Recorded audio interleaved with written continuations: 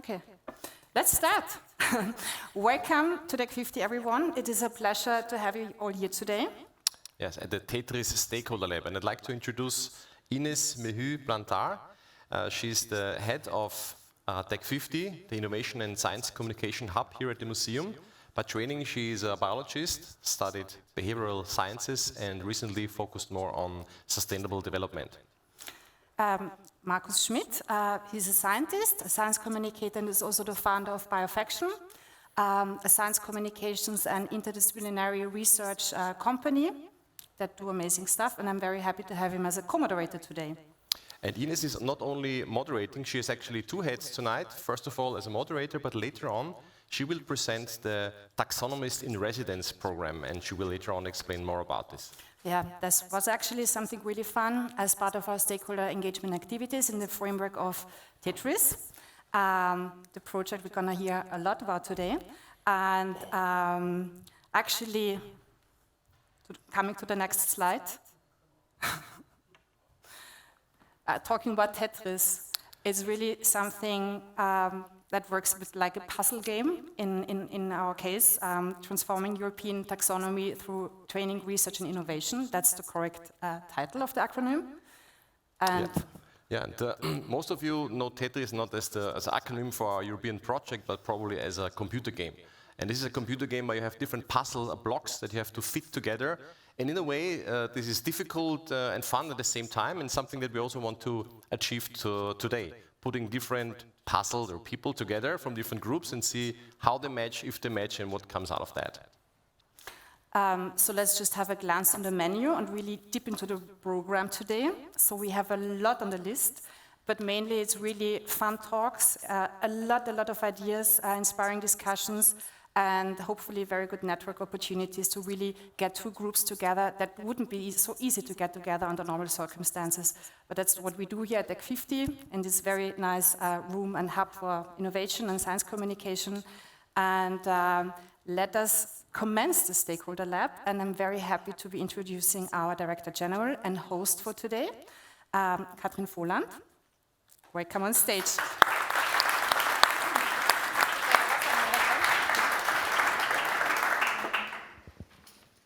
Yeah, dear guests, a warm welcome to our Taxonomy Stakeholder Lab on TEC 50 in the Museum for Natural History in Vienna. Yeah, I'm happy we have so many and so different representatives from different political, scientific and economic realms together. The European Commission, Colombe, Warin online for her speech, and also Gilles Doyon, a larger network mobilized by Glacier, and I'm happy and thank you very much indeed for this.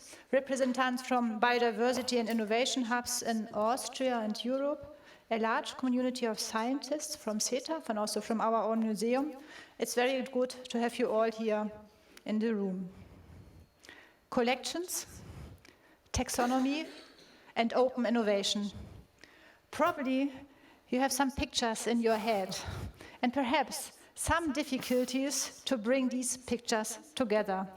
Grumpy, isolated old men hanging around in their crowded offices, wearing big glasses to check hundreds of insects in a box before them. And on the other hand, hip staff in hip offices before the hip whiteboards. Well, our understanding of open innovation is relevant for many parts and communities of the population, not only scientists and companies. And taxonomy is a vibrant, collaborative enterprise with a mix of different methodologies. The last 2 days, when CETAF, the consortium of European taxonomic facilities, met here in Vienna to present results of the working groups, discuss challenges and strategies, were impressive testimonials of this. The key task for today is to link some of these different communities, taxonomic research and their basic research infrastructure, the collections with stakeholders from policy, society, and specifically economy. Collections are the basis for all research.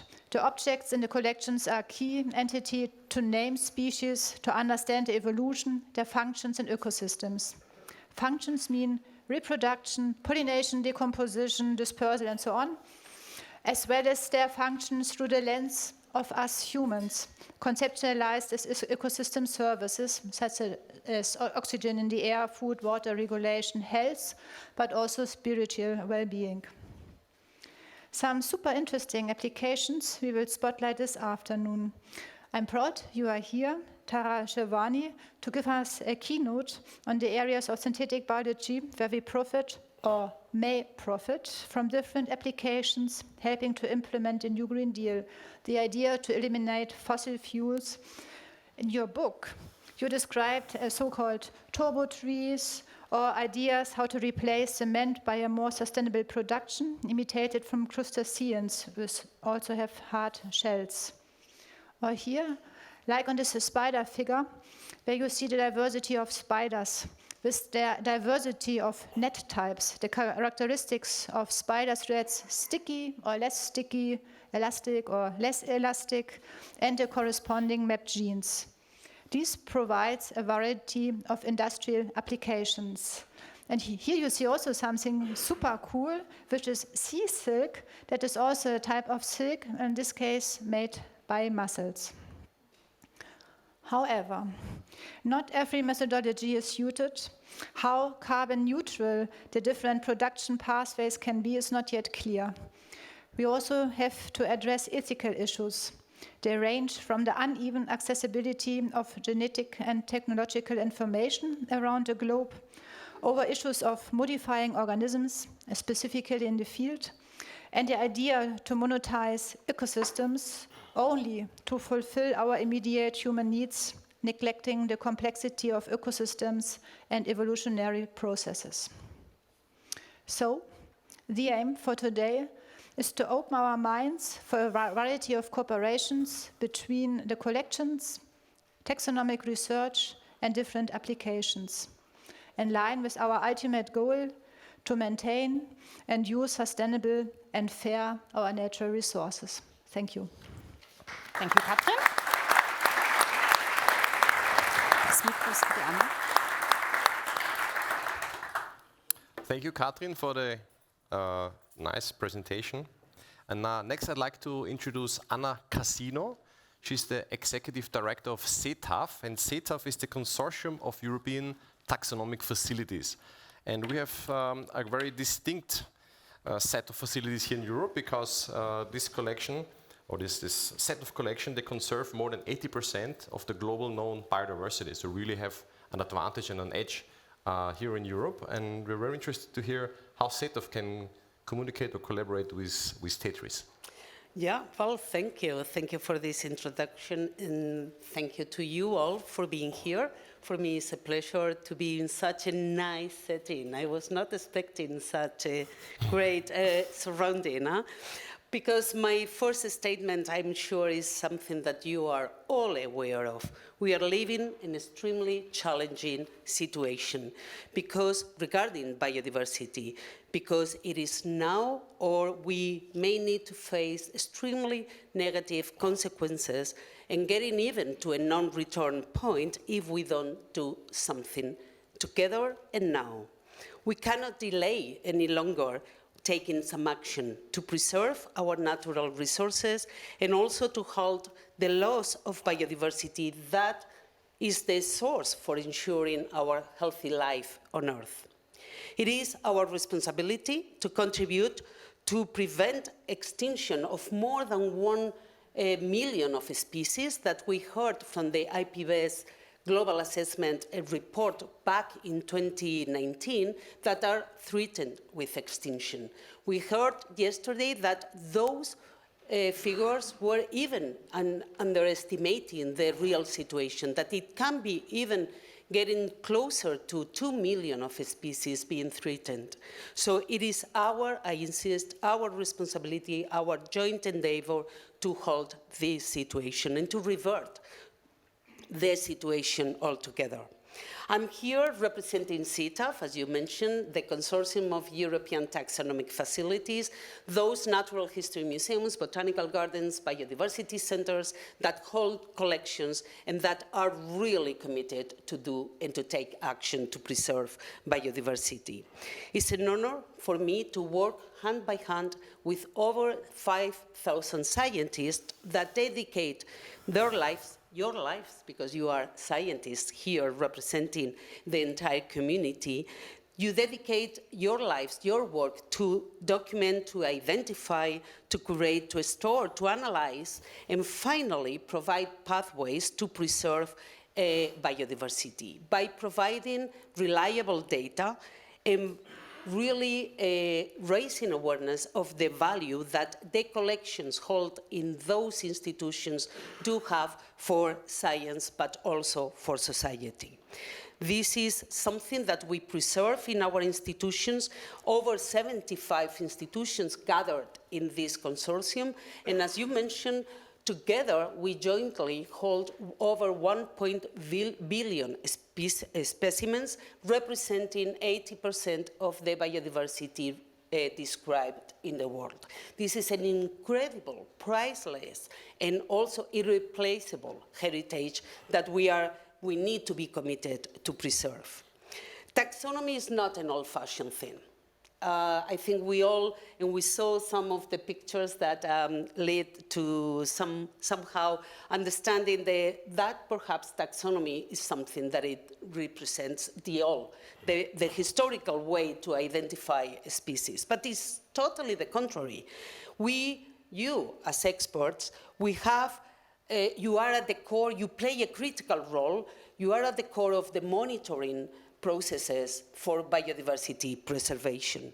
Taxonomists are crucial players in the development of those biodiversity monitoring processes and schemas.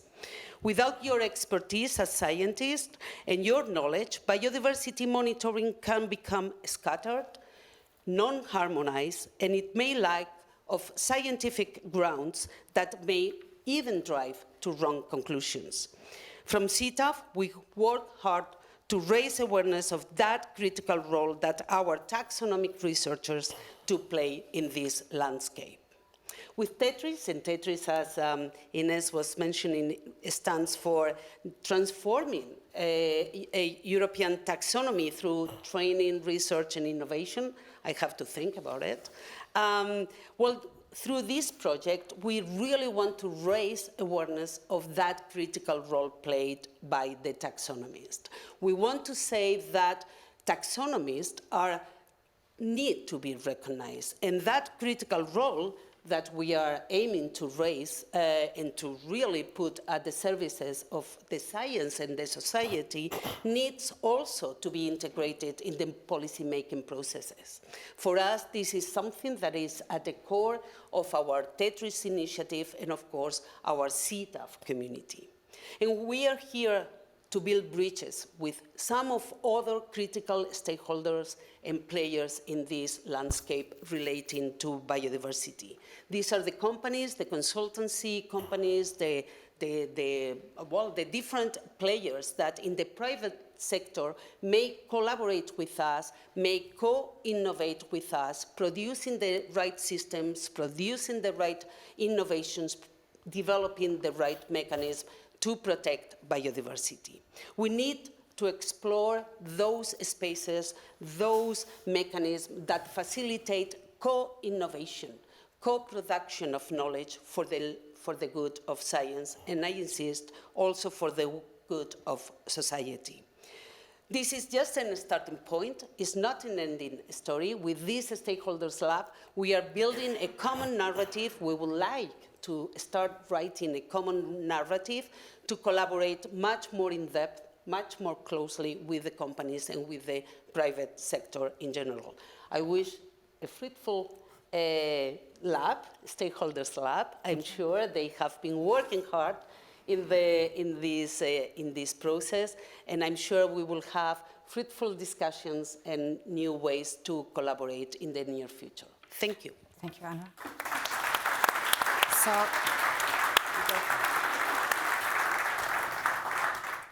this event is taking place here at DEC 50, but at the same time, we're actually also online, which is actually a very good setting for our next speaker, because Colombe Warin, that I'm very glad to introduce, and I really hope the connection is working. We just did the testing before. Colombe Warin, she's project advisor for the European Commission, where she's engaged in a huge portfolio of research and innovation projects concerning the European Green Deal, just like TETTRIs. And now it's going to be time for the truth if we can connect to Colombe. Colombe, do you hear us? Yeah, I get the sign. Just a few more seconds.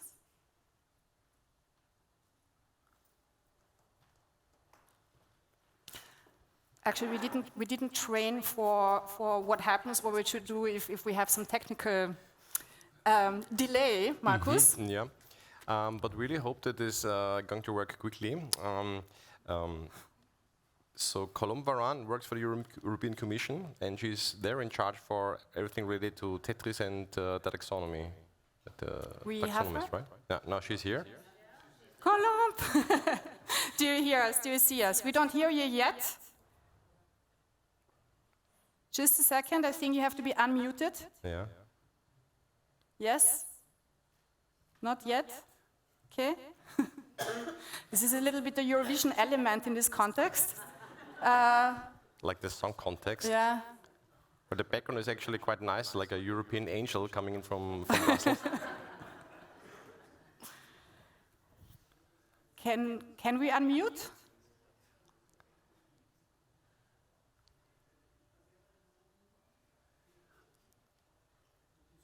Sie diskutieren? Okay, there's discussions going on the tech deck, but nothing we cannot face. So we try to solve the situation as soon as possible.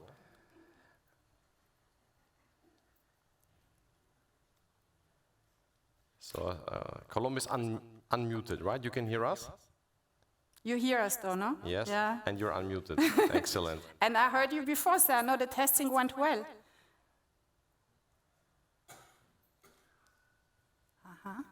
We're getting closer.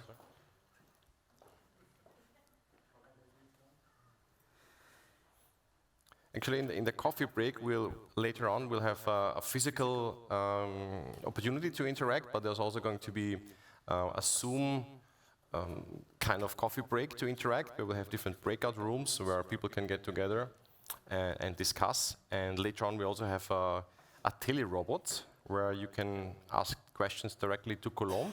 No, Veneziano. Oh, sorry. No, we're just going to wait a couple of minutes, but what we could actually do for now, we could do a little game with you. Yes, exactly. Until we know that the connection is working. Yeah, do that. Because it's working now? The game is okay, we're going to do the game with you. Yeah, yeah. Thank you for being so flexible, you all.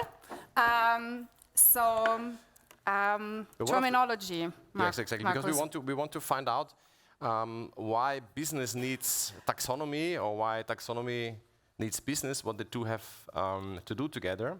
And one thing that always kind of plagues this interdisciplinary collaborations is to have the same word, which means different things in different communities. So we like to do a little quiz and see how you understand different terms. For that, I would kindly ask to have my quiz function, please. Yeah, so you did find a lot of little cards on your seats, those who have. We only have 30 because normally we do that with school kids, but today you're lucky enough to be playing with all these features of the Room Deck 50. And we learned in our stakeholder engagement process them talking about some terms, some terminology. They were not always understood in the same way by the same people. So what is interesting for us to know, when you think about the term taxonomy, do you first think about sustainability reporting? Do you think about classification system in general? Do you think it's the science of classifying groups of biological organisms maybe, or would it be the economy of taxes? And what do you do with this little card? I'm gonna try it out with Anna. So here you see the little camera here. The QR code is read by the camera, and whatever answer you want to choose has to be below. And those for you who don't find this card and who follow us from online, you can simply do that with your smartphone. But I want to assume that everyone has a smartphone here, so we also have analog features. Right, so pick your answer and show us your card in the right position. Okay, it's getting close. It gives us a lot of information about the audience, so we actually know how many percent taxonomists we have here. Keep up the sign. Yeah. You also have a sign? Okay.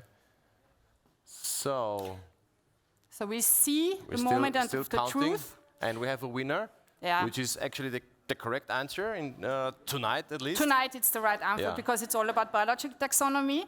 But we know that there's lots of terms that maybe merge in the ESG bubble, but today is all about the science of classifying groups of biological organisms. Coming to the next question for you. This one is a bit more difficult. Yeah. What do you think is endangered? Is it more than 150,000 plus species? The taxonomists themselves? Green or climate entrepreneurs? Or is it just in general our way of life? So show us your cards. Again, your first associations. There can be many answers, obviously. Just want to... This helps us also to get a little bit of a sense of the audience. Yeah. Mm-hmm. Yeah. So it's a close call between our way of life and more than 150,000 species. Well, to break it down, basically everything is intertwined and everything is dependent on each other. Obviously, I mean, species are endangered, but the problem is that also the experts, what we need to determine these species are endangered. Again, this is a huge threat also for green economy, for everything, for our future. And then we have our whole way of life actually being endangered. And so that's why we pose this question in the center of our discussions today. And we have one final question tool for you, and then we hope we finally get to talk to Colombe. Yeah. So when you think of biodiversity in business, what is the first thing that comes to your mind? Okay, is it forestry and agriculture? Is it the discovery of pharmaceuticals from exotic species, food, fashion and lifestyle, or green finance or finance in kind of like biodiversity-related businesses?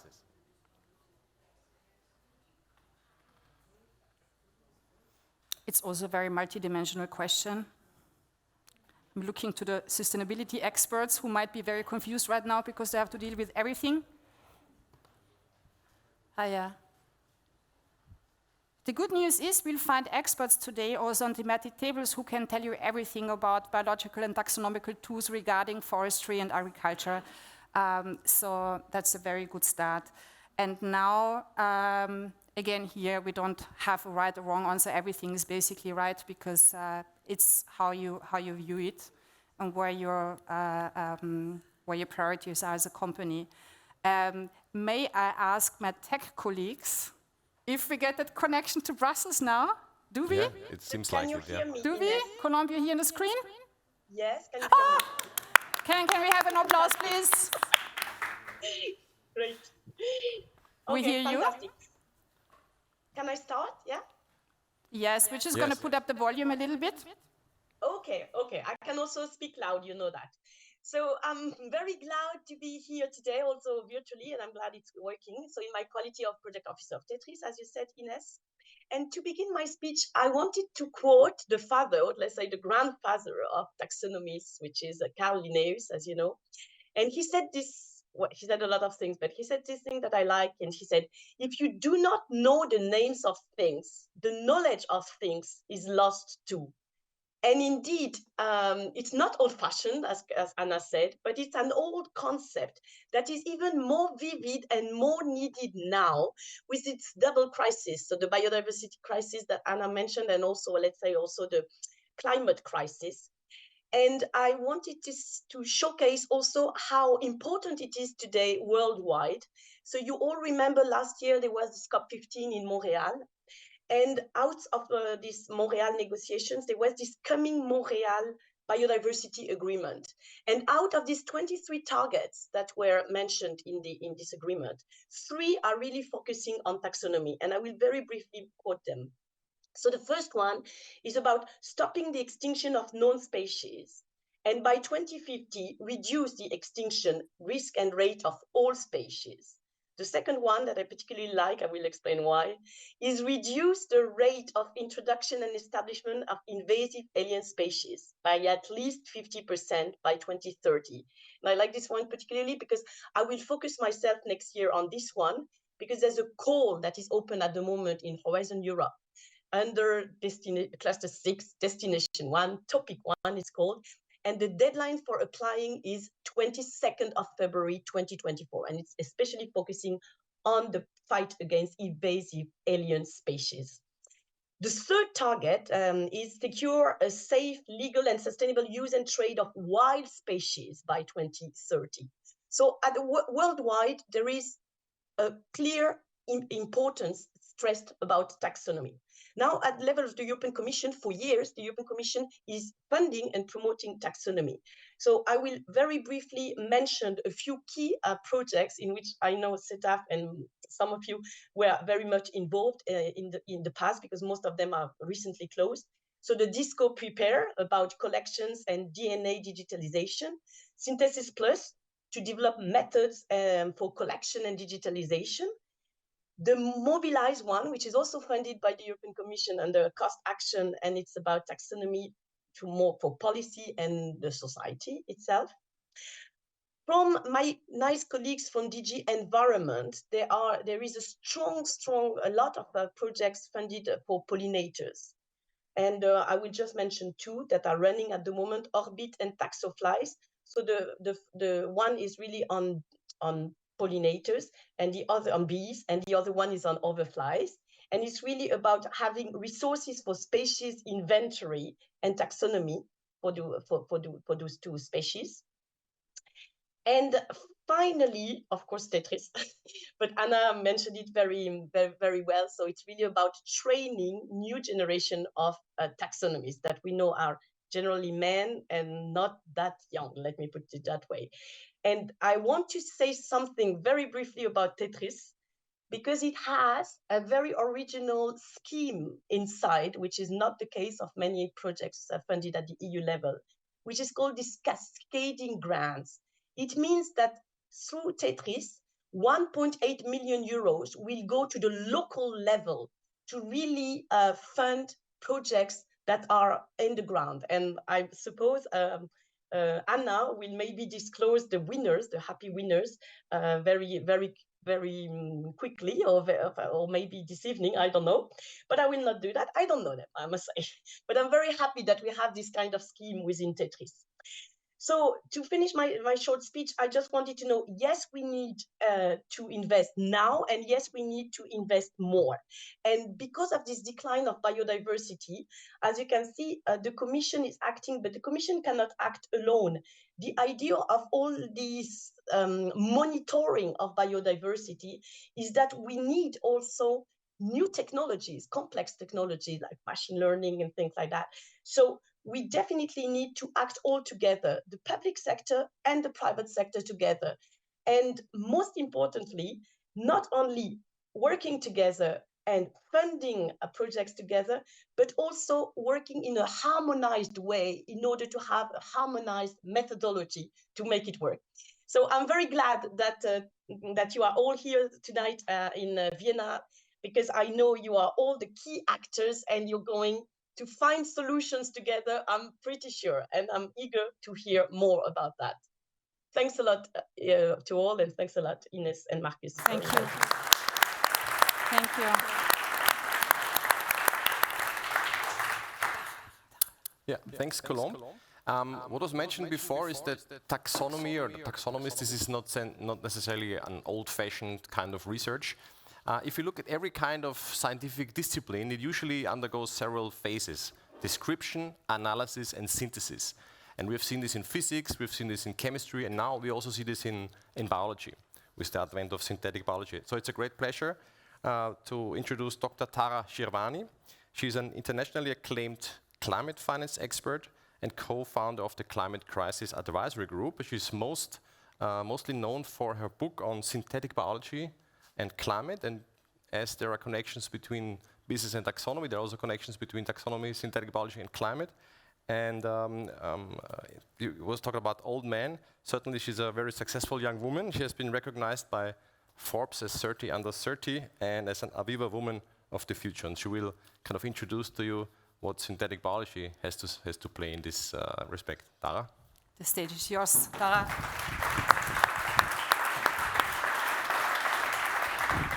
Thank you so much. Good afternoon, everyone. I always wonder when they refer to me as a Forbes 30 under 30, at what age we stop mentioning that, because you're getting too far to the 40s to mention the 30s.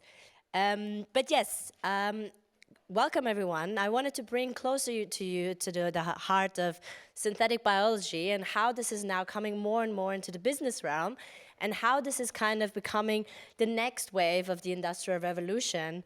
Very much around the world, people are looking at not only taxonomists, but also business, investors, and policymakers. And synthetic biology, I mean, it's really like a wave of transformations that we're looking now to see, where there's this interface of biology becoming more programmable and the connection of principles between engineering biology to create completely new materials that are not only used in pharmaceutical products, which we already seen quite a lot, but now also much more for things around materials and sustainability and replacement of things that are currently mostly made with fossil fuels. And that industrial wave, many of us also even believe is going to be bigger than the industrial wave driven by the personal computer. So, you know, the numbers vary, but the one I really like to pick up is like this could be a growing $4 trillion industry, because in essence, it touches really absolutely everything that we're doing, and it's a matter of maturity of the industries. Next slide. So how does synthetic biology work? I mean, this is something I guess most of you already know, but basically if the biology of everything is becoming more and more programmable, if we have more understanding about the genetic sequences of all the living things, the animals, the species, their functions and capabilities, now for the first time, the cost of engineering organism and basically planting them into yeast and bacteria and growing them in a bioreactor is now a fraction of the cost, and is also significantly easier than what it used to be. So with precision fermentation principles, which is very much based on ancient principles of fermentation, the same way you do, you know, a lot of things from kombucha to beer, the same principles are now used as part of precision fermentation to basically build a whole new industry around bioindustrials and around the bioeconomy, which will lead to a whole range of new type of products. We already seen proteins for non-dairy products, enzymes for cheese, alternative proteins, but it goes even much further than that. And I'll show you a few examples next. But very interesting for us is to say, well, why now? Why is this an interesting point now? Why haven't we talked about this 5 years ago, 10 years ago? And the interesting thing is basically that there are 3 tipping points that have come together for the industry to really pay attention to it now. And mostly it's all driven by costs. So costs are coming down of 3 big key technological tools, I would say, that we have.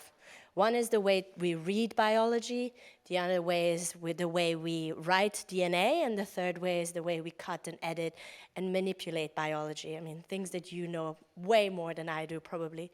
But the interesting thing is, because the cost of through computing and AI has dramatically brought down the cost of those 3 key technologies, biology is becoming more and more programmable. And we've seen now, if you can see on the next slide, as an example, just the radical cost collapse that we have seen for genome sequencing is just jaw-dropping. I mean, 2 decades ago, the price of sequencing a human genome was somewhere around 100 million. I mean, flabbergastingly high. And only in 10 years, we basically came down to $1,000 a genome. And now we're even seeing examples of the $100 genome. And we see the same in DNA synthesis and gene editing. And that really kind of triggers a whole new way of ideas and opportunities of using biology in different applications across sectors. Next slide. And we've seen this, you know, we've seen in 1995, it started with medicine. We've seen the examples in insulin production, for example. Insulin production was really based on, you know, using the biological ingredients and sources from the liver of pork, basically to be cultivated, insulin, and then really through synthetic biology, we just completely changed the process. And now all of this is produced at a fraction of the cost, significantly more pure, and significantly more cost attractive for a myriad of people to use. Then it went on to vaccines. We've seen the COVID vaccines as an example. And we're seeing more and more that the costs are coming down. And we've seen that the next kind of wave of interesting applications and the connection between really how taxonomical information now is driving also opportunities across different sectors is becoming broader and broader, reaching cosmetics, material, food, and even inorganic chemical products, which is also really quite interesting. Next slide. So the timeline of disruption, I feel, is something is very vague, so to speak. You know, it always depends on so many different factors, on where you can really pinpoint a number on something to say, this is a time where we can see really a change or a replacement. But what the interesting thing is, I think, is to look at it in 3 different ways. It's basically, are we talking about product substitution? So we're talking really like for like replacement of new products? Or we're talking about finding of new ways of improving existing products, improving existing processes. So do we find a better, cheaper, more efficient way of agricultural processing or mining for metals, you know? Or are we talking about changing the core main raw ingredients for a product? So whether that is in the dairy industry, whether that is going into automotive industry, replacing the core ingredients to producing the things that we need every day to have the lifestyle that we already anticipate. And I think it's very interesting because we already see, we are kind of here, I would say, right now. And you can see already there's a lot of interesting stuff coming around meat and agriculture. So if you look, for example, in Asia, especially in Singapore, Singapore is one of the 2 countries that basically has approved cell-based meat production now. There you can really say there's a transformative push, also pushed by policymakers and industry, to really bring these new alternative sources of protein to the market, right? And there you can really see that there is considerable improvements done around texture, taste, cost of those products, and those things are not just anymore like you know, something that you see in a sci-fi movie. And interestingly, this year, also in the United States, there was the first approval of cell-based meat production for actual then consumption. So things are shifting, definitely things are shifting. And may start with proteins and the dairy industry, but we're already seeing things moving into the beauty industry, into the pharma industry, and mostly, very interestingly, also into industries which are heavily, heavily relying on fossil fuel as well. Next slide.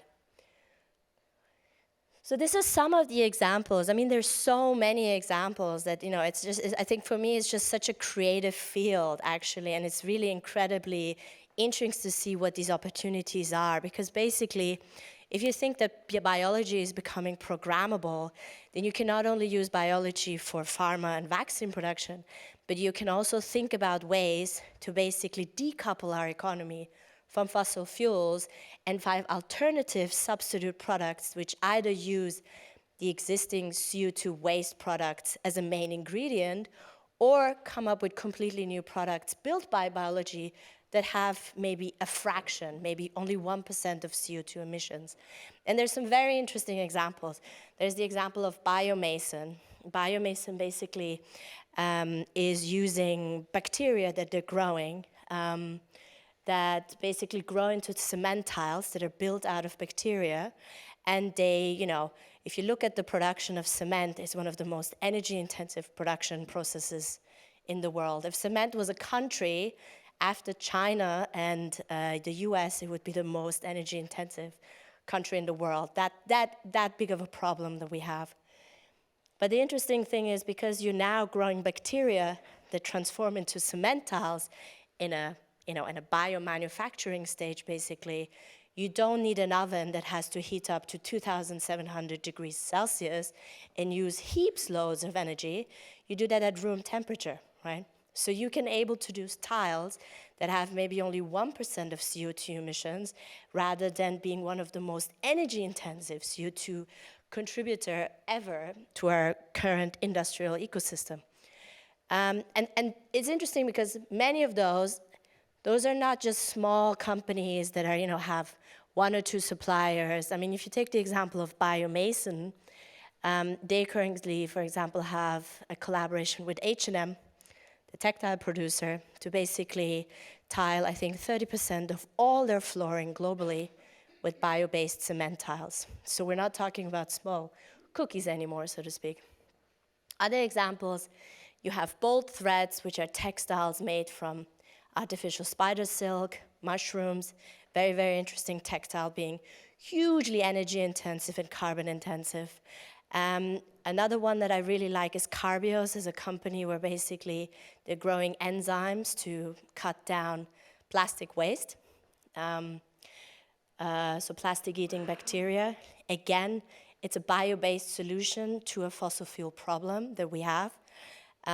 Or you have also examples, companies like LanzaTech, which basically already use the waste CO2 that we have on the ground. So what are we going to do with all the CO2 that comes from the current steel mills, for example, that we have, as the main ingredient to feed bacteria to then turn it into aviation fuels. And so I think those are some of the examples to give you an idea that the bio-based economy, and it all relies on the continent knowledge of the taxonomists, really, because one doesn't go hand in hand without the other, is not something that we're only talking about in like a kind of an academic setting, but also very much now more and more in the policy setting. Next slide. I think this is also some a very interesting one to say quickly is like, I mean, where are we on this journey? You know, Europe as a nation, have we really kind of embraced the bioeconomy? And I would say that the US system versus the European system has a bit of a different pathway, I would say, to success, so to speak.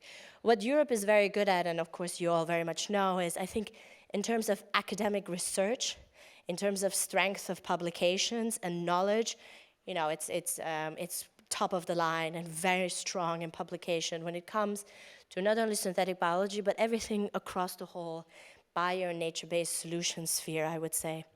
The problem, though, what we see, next slide, is that there is a gap, so to speak, of where science and academia ties into ecosystems, industry, investments, and institutions that are built to grow kind of this ecosystem of research into real-time and real economy applications. The most interesting example, I think, and that we see the changes in pace of how much this is being taken over in the US versus Europe, is that we last year had the US Bioeconomy Act initiated by Joe Biden.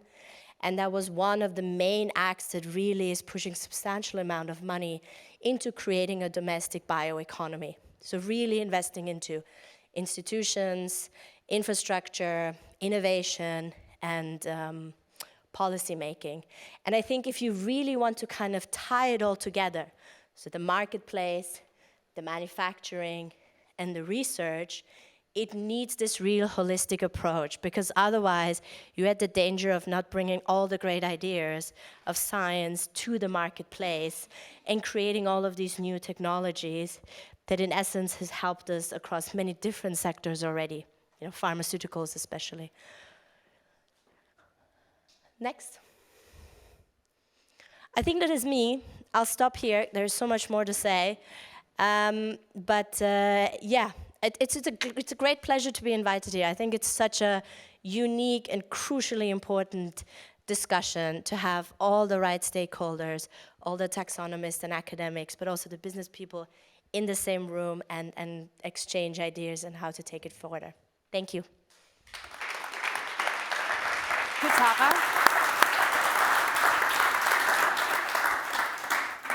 Now would be the time for your questions. But to tell you beforehand, we have a super long networking break of 1 hour, and you have plenty of opportunities to address all your, I'm sure that many of you have a lot of questions to Tara Shirvani directly, but still I think we would still have time for one question or 2 questions from the audience.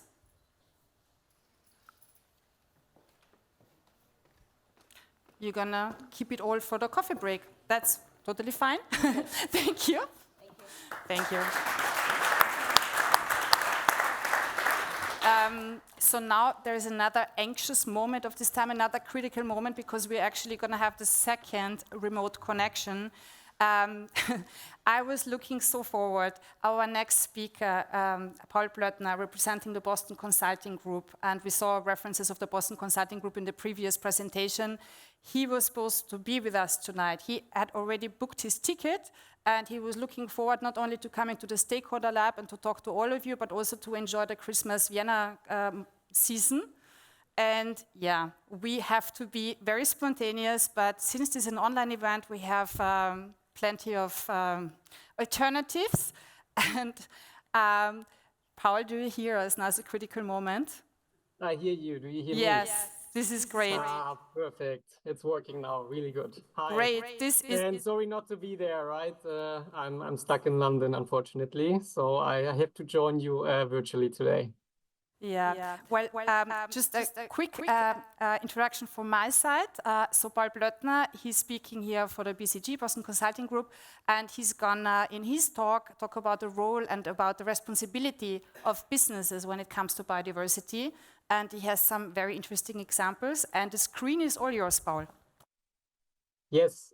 What I want to talk about today, right, is and I think it's really closely linked also to the discussions that you have with the taxonomy, what we've also options, right? What is the, I would say, business lens that we see when we now talk to our clients, and of course recognizing this, that the topic biodiversity and more broadly nature positive business measures become more and more important and more present in our discussions that we have. Basically, when we look at it, I would say from a top-down view, of what are the key things that we see when we talk to our clients when it comes to, I would say, nature positive, biodiversity positive business measures. I think the first one that businesses need to keep in mind is that they just need to stick and really closely link with the proven definitions, with the terminology, with the taxonomy. Directly the link also, I think, into the discussion today. Businesses need to work together with the taxonomy to make sure they talk the same language at the end. The second one, keep an eye on the ball. I think for businesses, it's really important to understand and reflect also the latest developments in terms of policy making, to adhere to the overarching policy and regulatory framework.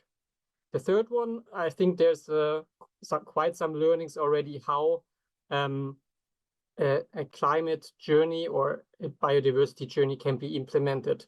So really starting with what is the science underneath, then from voluntary measures to mandatory measures, and then to reporting and working against the set ambition and set targets.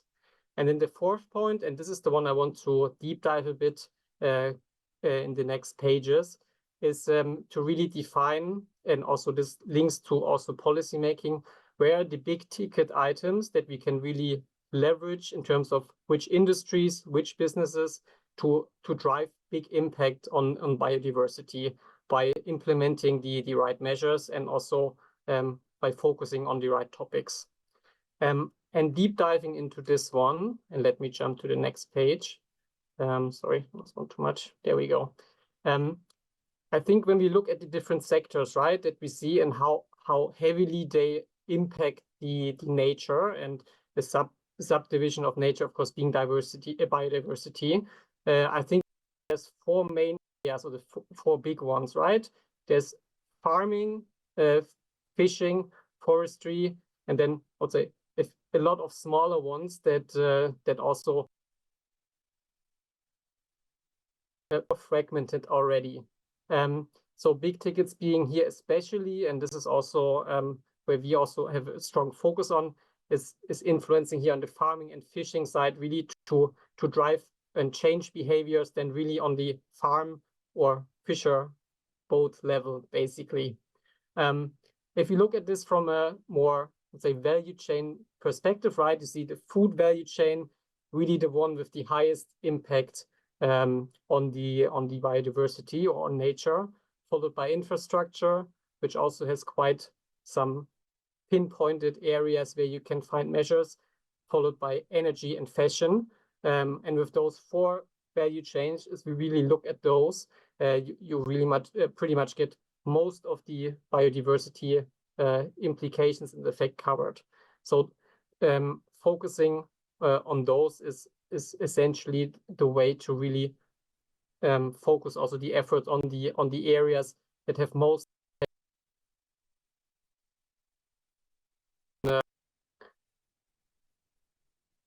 Looking at farming in detail, and I hope you can see the same pages as I do. I cannot fully see the screen, to be honest. Looking at farming in more detail, I think there's great opportunities to actually change the behavior of the, I would say, farm level, so of the farmers basically.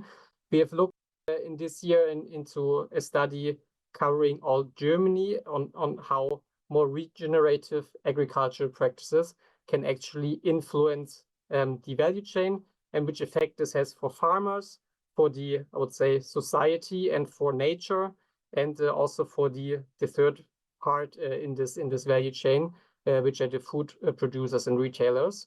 So what we basically found is that this is so implementing regenerative agriculture, which promotes biodiversity, which promotes a less pesticide heavy, a less nutrition heavy, a less CO2 heavy industry, actually helps all 3 parties. So you have positive effects on the farmer economics because you have lower costs, and you have a higher resilience of your fields as they become much more diverse, as they can also capture the water in the soil better, and as they are much more resilient also to dry years.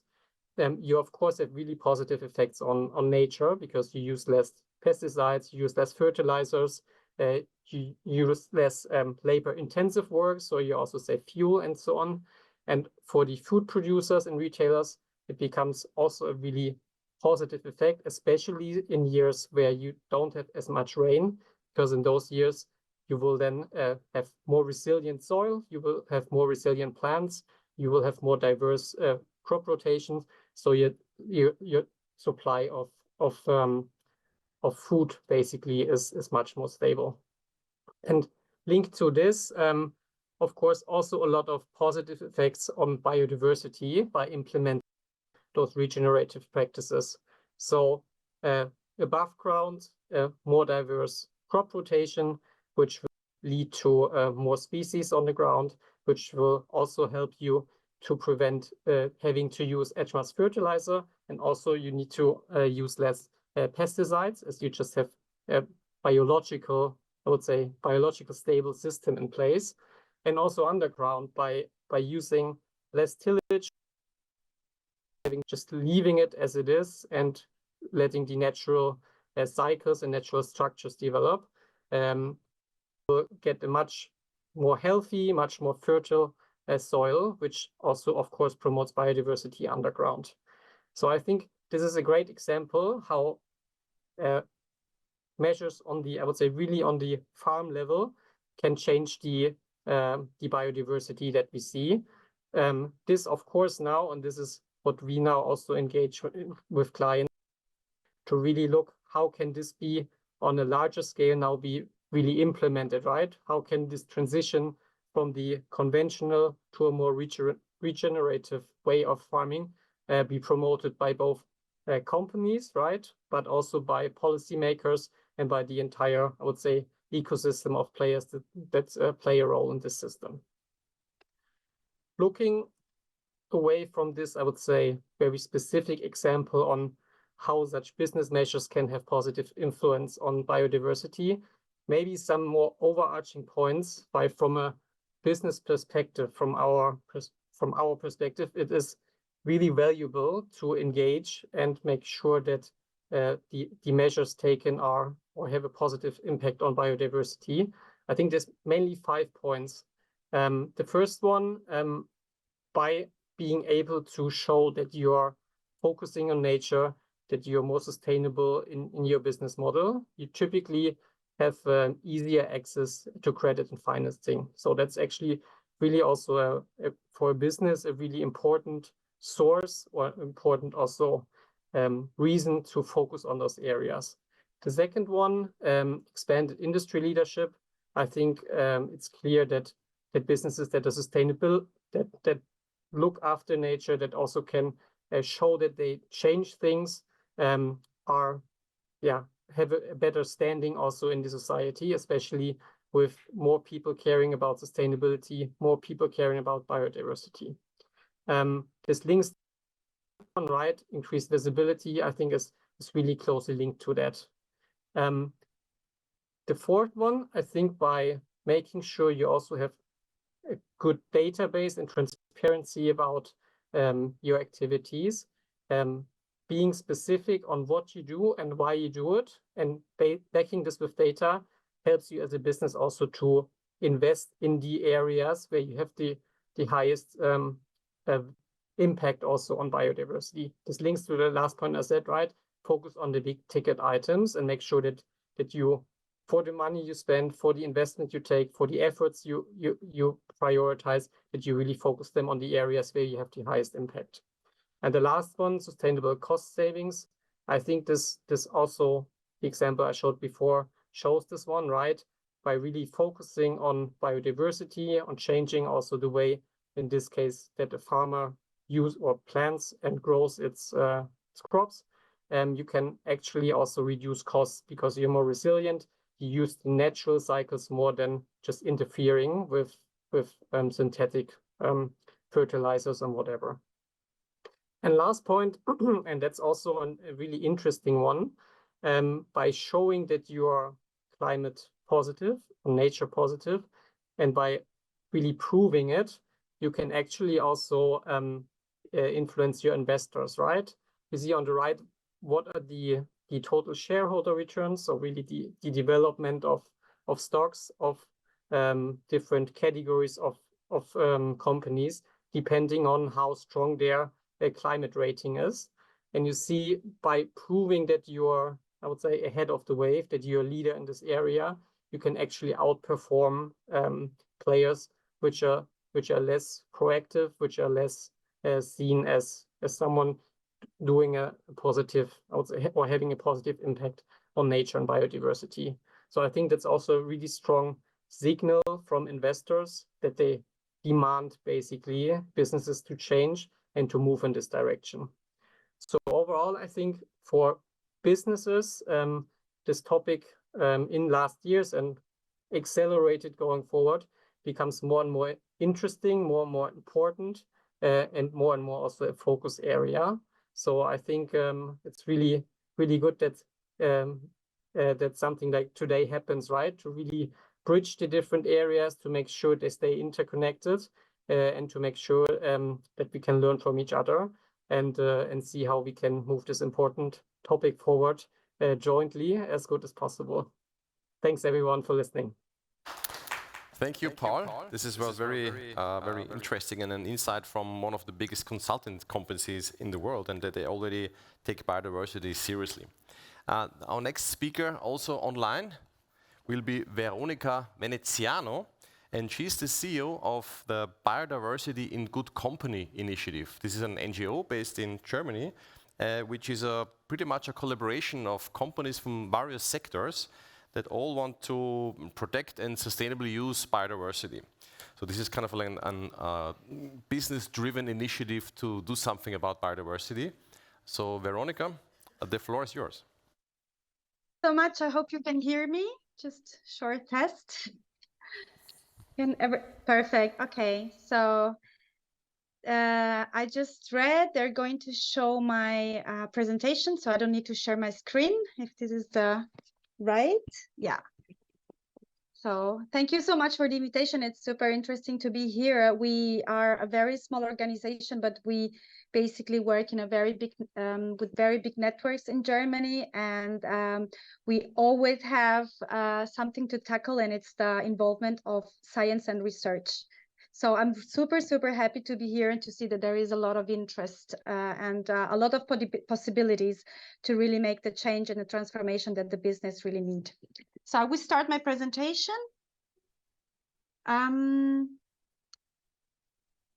Will you share my presentation, or do I have to do it?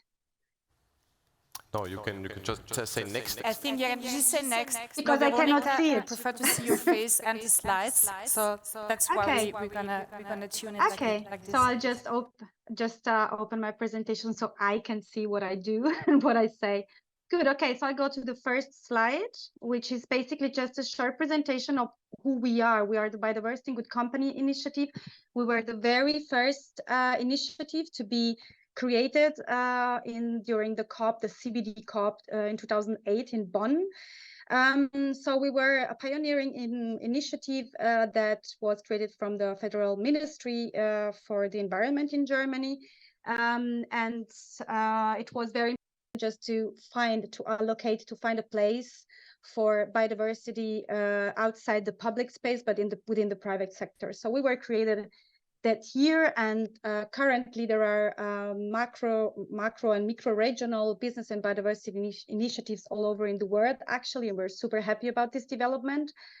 And we are basically just since 2011, the company members in our initiative decided that it was really important to just to take more responsibility. So we just created an association, and we basically became a self-funded organization. Yeah, I'll just go to the next slide just to give a short information. What do we do in our initiative? So what we do is exactly to commit and to engage business from all sectors and also from all dimensions. I also have a slide about our members. You will see that we have very big companies and SMEs and very small businesses. So basically the members that participate in our initiative make a self-declaration of reporting on biodiversity. And this has been since the beginning, since the creation of our initiative. So now we know that there will be coming from at the European level, but also at national level in Germany, but also from the Montreal Agreement from the CBD from last year, that there will be basically it will be mandatory at least to monitor and to assess on biodiversity for all businesses, but the members in our initiative, they have been obliged in a way to report on biodiversity since the beginning. So this is a self-commitment that they are taking. What we try to do is try to really I would say to create a dialogue, to build bridges between different stakeholders about the topic of integration of biodiversity within management systems. So we are doing capacity buildings, workshops for our members, but we also collaborate together with the Federal Ministry for the Environment in Germany. And we organize for them different events and the national conference, the yearly national conference about biodiversity within the private sector and business. And we basically try to mainstream the topic of biodiversity in all sectors. And this is very crucial because at the end of the day, of course, there are sectors, there are the first association, we also had it in the quiz before, with the use of land or soil or water resources. But actually what we try to explain and to make more visible is that basically almost every supply chain or every value chain is depending on ecosystem services and on the use of biodiversity. So it's important that all sectors can be really motivated and can be also informed about what's their impact and what's their dependencies on biodiversity. So this is why we also mainstream biodiversity, not only within our communities, but also outside our communities, for instance, with business associations, with business federations. So we really try to bring together all the major stakeholders around this topic. And this we do it, of course, at national level, as I was mentioning, but also at European level. As you may know, the DG Environment also is leading commission for the European Business and Biodiversity platform, which is uniting basically all the activities around all the initiatives at European level. And then there is a global platform, which is a global partnership on business and biodiversity, where we are also very active and where we also bring our best practice, our informations, and so on and so on. I'll go to the next slide. This is a very short overview of our members, the companies that have joined our, I think that's the one before in the big room. It's our companies. I think you have the wrong slide, but the one before, I think you're one ahead, I think. But I just mentioned the one before, exactly. Yeah, I think you have missed one. So there's one, basically, just to give you an overview, I can also talk about it. We have in our company members, we do have like big financial institutions like the Commerzbank, which joined the group, the initiative last year, but we also have Coca-Cola, we have Volkswagen, we have different companies from the mining sectors like Heidelberg Materials, but also some more smaller ones.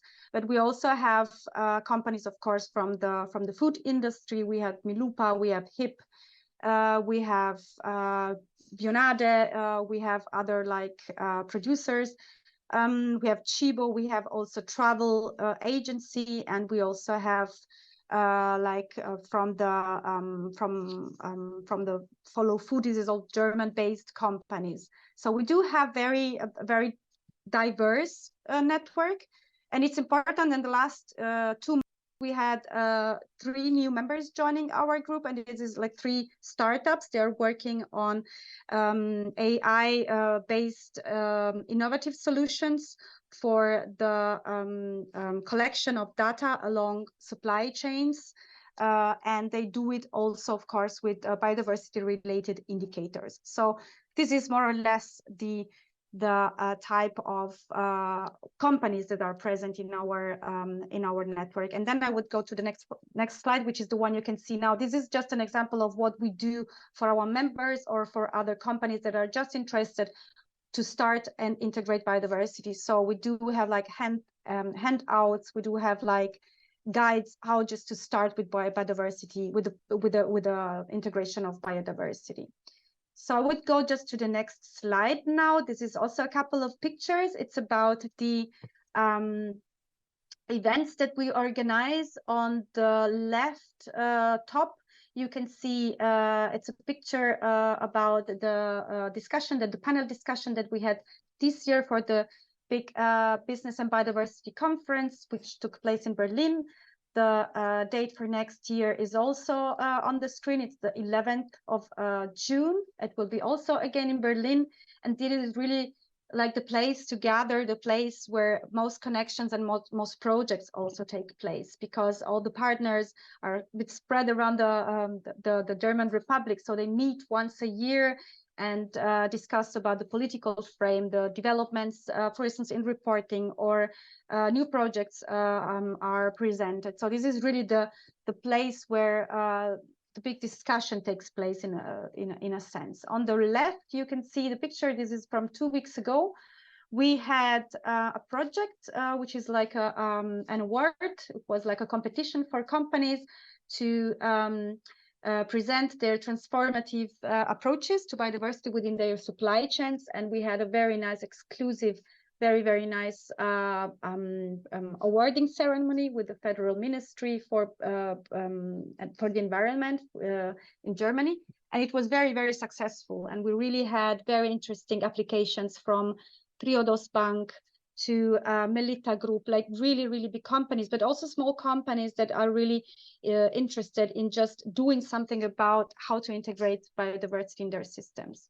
Then I took also 3 other or 4 other examples. I think we can go to the next slide. This is just a collection of examples On the top left, you see an example from Audi.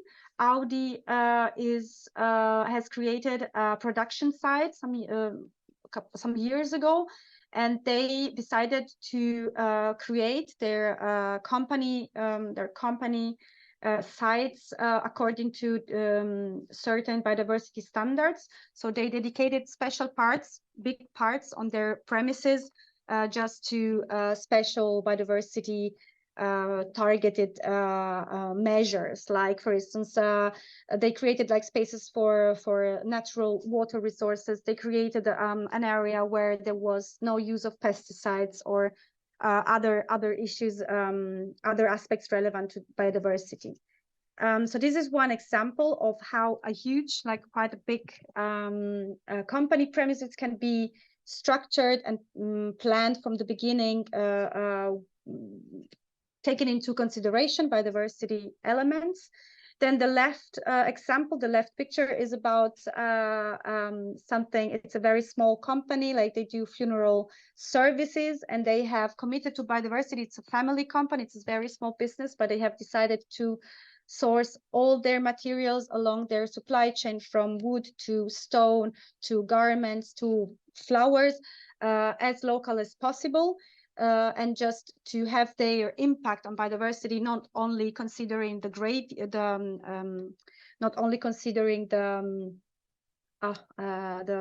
graveyards and only the Friedhof, don't get the word now, but just not to consider the cemetery. I have the word, the cemetery as a biotope, which already happens in a lot of cemetery, but to consider the entire supply chain of their services.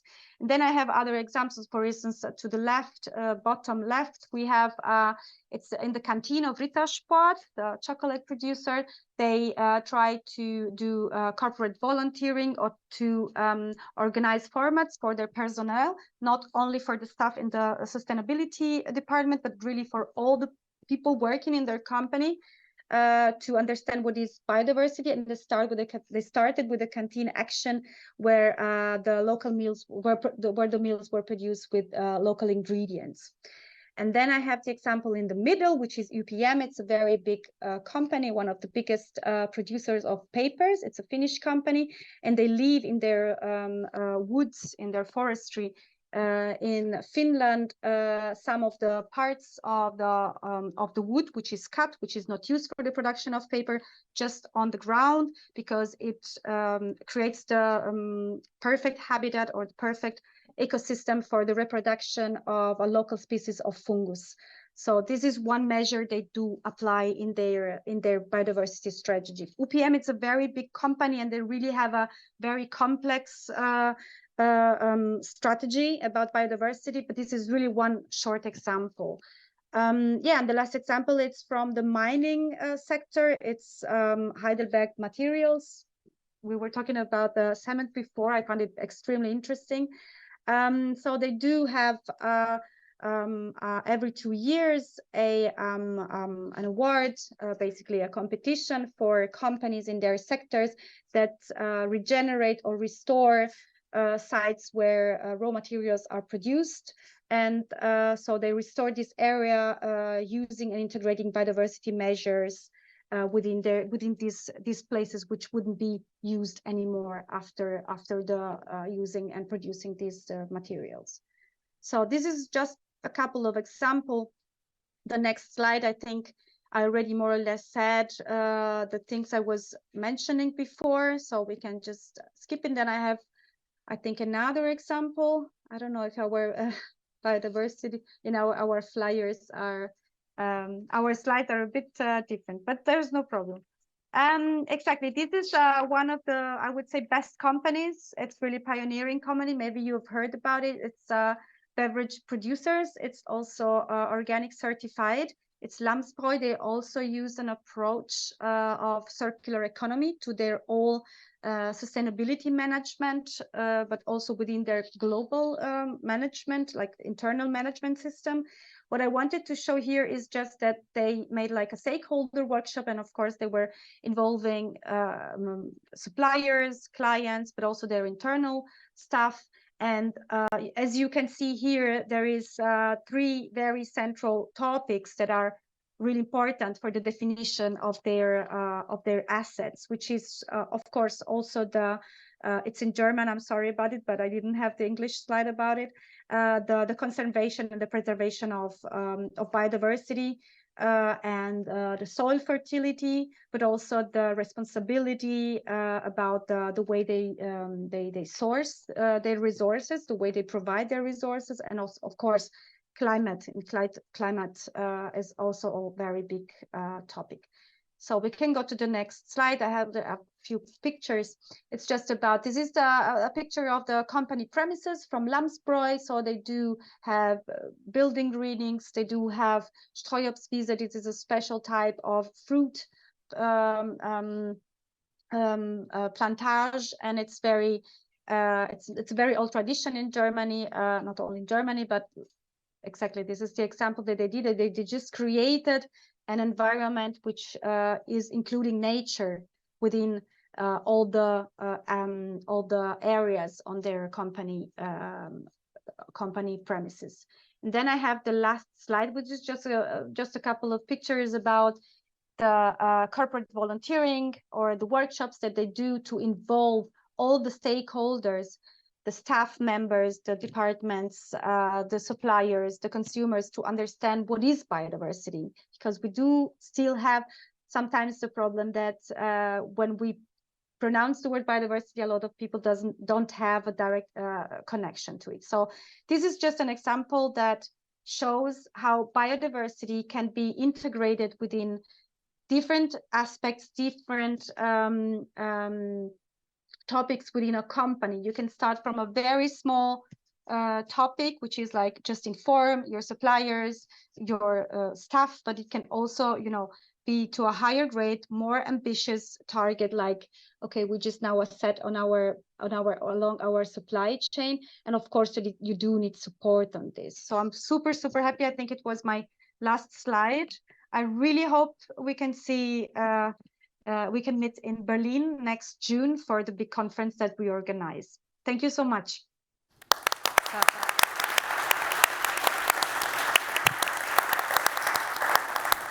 Thank you, Veronica. And we'll see later and explain exactly how. So actually now I need my notes because there's so much now after these sort of frontal sessions. We had a lot of input right now. We need to digest it. We really merited a long break. So we're gonna step outside and you'll have the occasion to first of all hydrate and take some caffeine if you need to. But there will be also a thematic table set up with little taxonomic items just to frame it. And there will be table hosts. There will be people from the TETTRIs project network and also dear colleagues from the Natural History Museum. So business people, it's really opportunity to learn something you probably never heard before and vice versa. And some of you, maybe most of you, should have gotten a little piece of puzzle. Who has it? It's the time to get it out, because like what you're gonna do in the break is to find a matching partner. It's like Tetris for starters. And please, it's a digital challenge. Find someone, because one person would be someone from business, the other person would be from taxonomy. Maybe you want to get to know the other person, what they're doing and so on. Just since we have a lot of sicknesses, because, maybe not all of us get lucky, but hopefully most of us. So that's one thing to do. And then Veronica will also be joining us for the break, actually. She's now getting off the Zoom and entering our wonderful tele-robo here on Deck 50 called Alice, but now she's called Veronica. And so Veronica can basically really network with you here on the spot, having real-time interactions. So if you want to know a little bit more about like how to get your business biodiversity fit in a nice setting, you can do so here. Also on the wall, we prepared something for you, some very nice atmospheric taxonomic inspired images that were kindly donated by a very talented scientist, Professor Igor Ahmed Adameko, who also has a passion for taxonomy, it seems. We can put them already now, so we get a little bit into the mood. And one important thing, it's still a European project and we're still working and we still need to get data. So there's gonna be colleagues running around in that break. They might want to take a little service with you, because this is super important right now to have all these two groups present right now, because that's why we close the gaps. And it's very important to understand also the needs from the business and industry side, how taxonomies should be in the future.